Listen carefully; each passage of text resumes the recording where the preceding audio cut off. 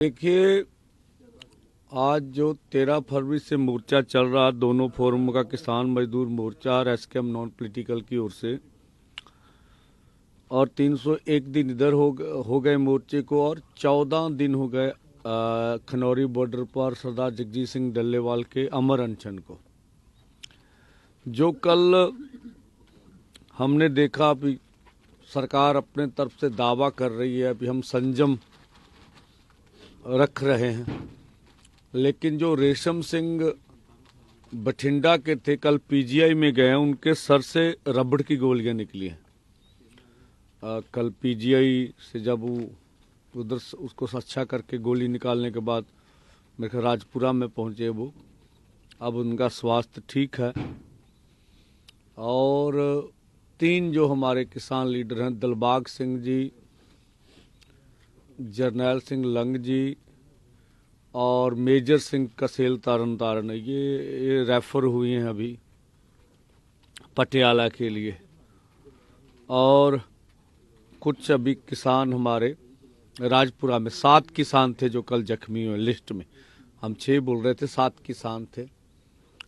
तो जिस तरह से जहरीली गैसों का प्रयोग किया जा रहा, जो प्रयोग ये कह रहे हैं जहरीली गैसों का, उस पे ही लिखा हुआ है कि ये आम भीड़ पर इस्तेमाल करना वर्जित है। तो ये इंटरनेशनल कानूनों की उल्लंघना कर रहे हैं। जनतक मूवमेंट के ऊपर जिस तरह का जबर कर रहे हैं ये लोग, ये जनेवा संधि के अनुसार उचित नहीं है। मानवाधिकार, भारतीय मानवाधिकार, भारत का संविधान उन्हें इस तरह का जबर ढाने की इजाजत नहीं देता है। एक तो सरकार जो ये दावे कर रही है कि हम संयम रख रहे हैं, वो संयम नहीं रखा जा रहा। हम अपनी ओर से, आपने कल देखा कितना पीसफुली, कितना डिसिप्लिन हमने रखा। और हमारी ओर से आगे बेशक अर्धसैनिक फोर्स हैं, पुलिस वाले, हमें लगता है ये हमारे ही घरों से हैं। और हमारा प्रयास होता भी किसी पुलिसकर्मी अथवा अर्धसैनिक को कोई इस तरह का आंच ना आए।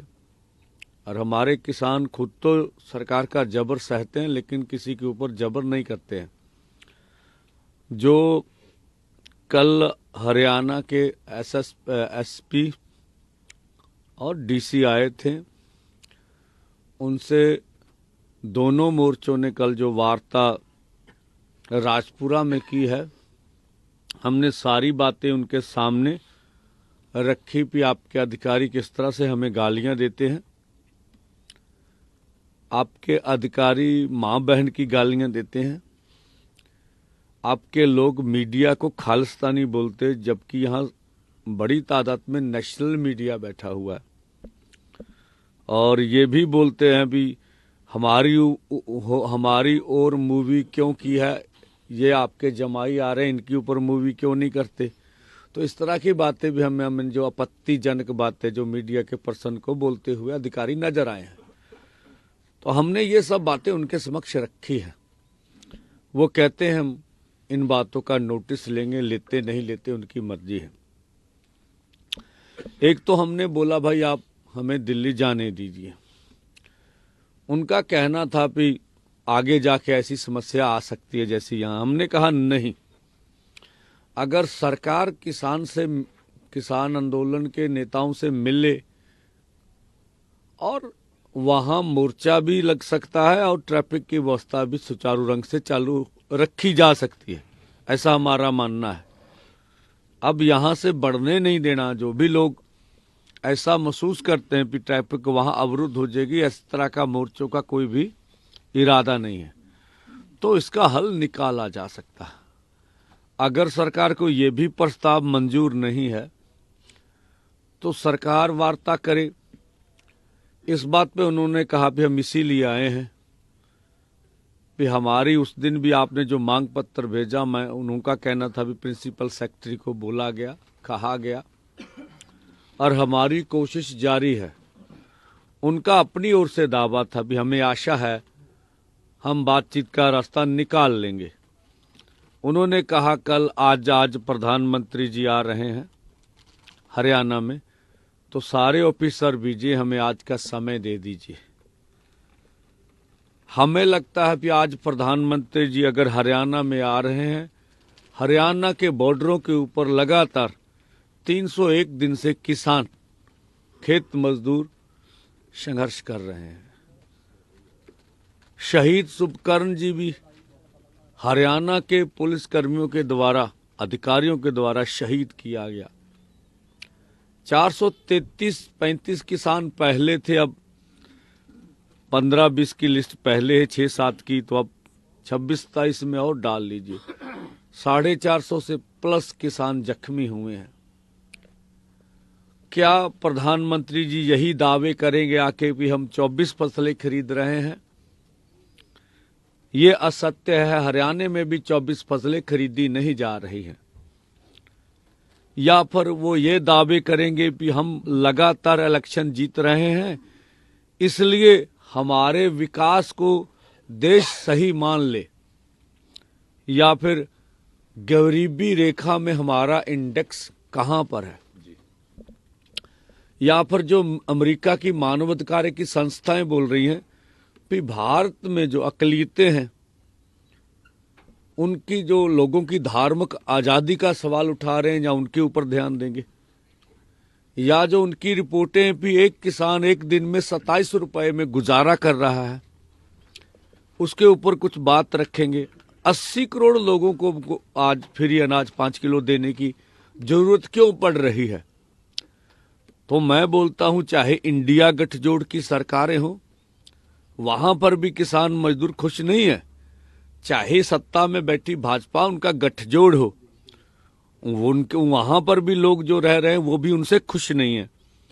किसान और खेत मजदूर के अलग मुद्दे हैं, देश में युवाओं के अलग मुद्दे। बेरोजगारी से देश जूझ रहा है, महंगाई से देश जूझ रहा है। ये सब का भार हमारे किसान मजदूर पर पड़ता है। जब हम बड़ी आबादी, अगर रोजगार नहीं है तो हमारा जुआ भी खाली हाथ है, तो उसका बोझ खेती पर ही पड़ता है।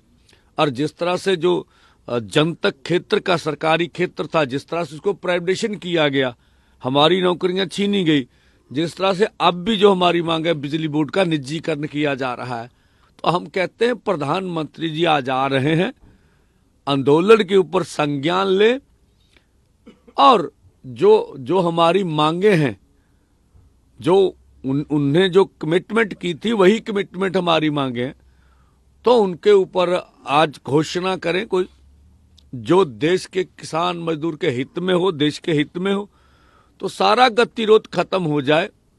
ये अब प्रधानमंत्री जी के बोलने के बाद ही मालूम होगा वो क्या कहना चाहते, क्या नहीं कहना चाहते।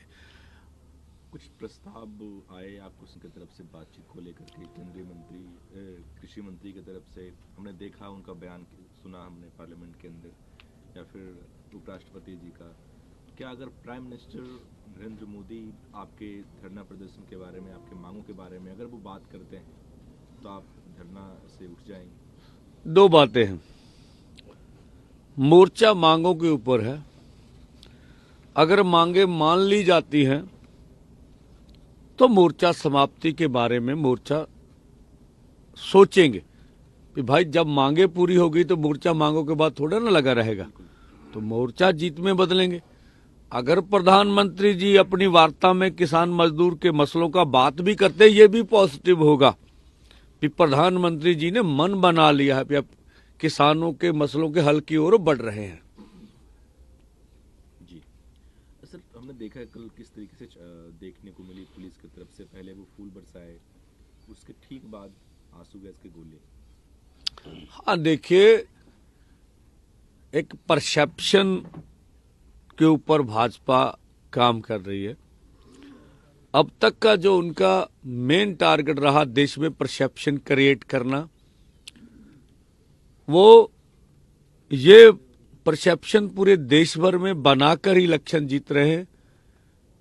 इस देश में उनका कहना है कि हिंदुओं को खतरा है।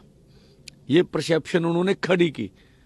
जब भी देश का प्रधानमंत्री हिंदू हो, देश का गृह मंत्री हिंदू हो, देश का राष्ट्रपति हिंदू हो, देश के मुख्य जो फौज के जनरल हैं, तो भाई आपके 11 साल में अगर आज भी हिंदू असुरक्षित है तो भाई ये कौन सा आपका अच्छा राज है?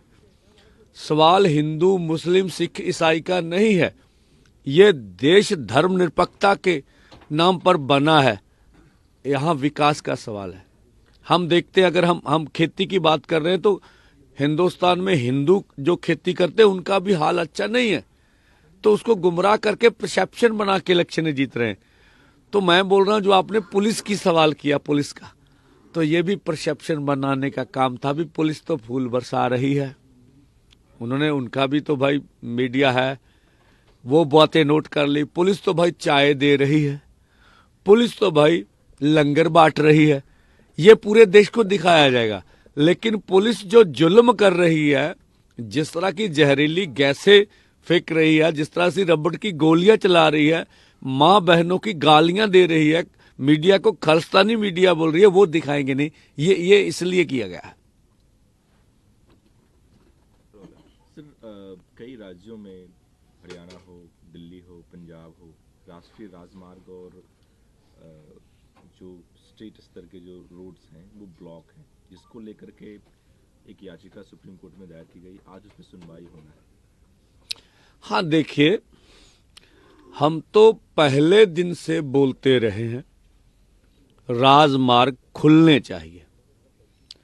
राजमार्ग के ऊपर केंद्र अथवा हरियाणा की सरकार ने नाजायज दीवारें बना के रखी हैं, उनके अर्धसैनिक फोर्स पहरा दे रहे हैं। भारतीय कानून कहीं पर भी नहीं कहता कि आप किसी नेशनल हाईवे के ऊपर दीवार खड़ी कर सकते हो। हम तो इसका स्वागत करेंगे, कहीं से ये रास्ते खुलने का समाचार आए। हम तो सरकार को लगातार बोल रहे हैं। सर, आगे मीटिंग कब होगी, फिर कब बताएंगे कि आगे का क्या होगा? कुछ नहीं, देखिए, आज सरकार ने जो बात कही है, और जो खनौरी बॉर्डर पर भी आज हम जाएंगे, डलेवाल जी की सेहत पहचानेंगे, वहाँ की परिस्थितियों का जायजा लेंगे, यहाँ भी सब देखेंगे। तो मुझे लगता है सारी बात आज शाम को भी कुछ अगर बात आई तो वो भी क्लियर करेंगे प्रेस के सामने, नहीं तो सारी तस्वीर तो कल तक साफ होगी।